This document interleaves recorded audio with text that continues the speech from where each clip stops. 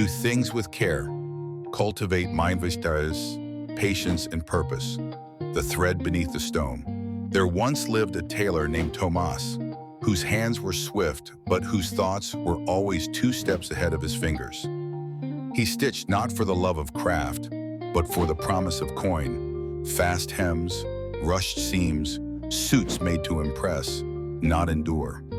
People came for garments that looked fine from a distance, but tore like paper under time's weight. Tomás would shrug. What matters is today, he'd say, brushing away the loose threads of tomorrow. But one morning, under a sky still bruised with dawn, he was visited by a woman in a cloak the color of ash. She laid a bundle on the table, not a garment, but a shroud.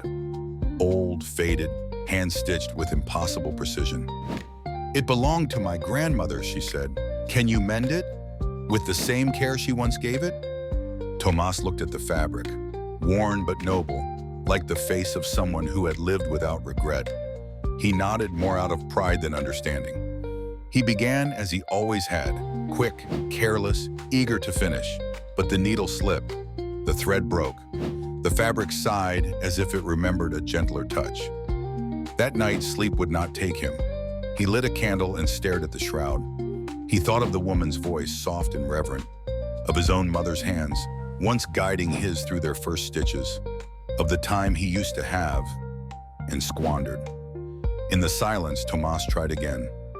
This time his needle moved like a prayer, slow, listening, each stitch a breath, each knot a vow.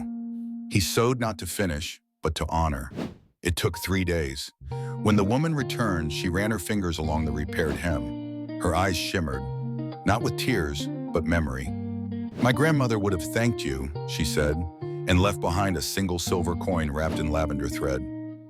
Tomás held it in his palm, heavier than any payment he'd known. He looked around his shop, spools of thread like tiny suns, cloths folded like quiet dreams, and he whispered, "It's not the thread that binds. It's the care we place between each stitch." Then he unrolled a bolt of indigo cotton, smooth as still water, and began to sew. Not for speed, not for show, but as if each garment might outlive him and still speak of his hands.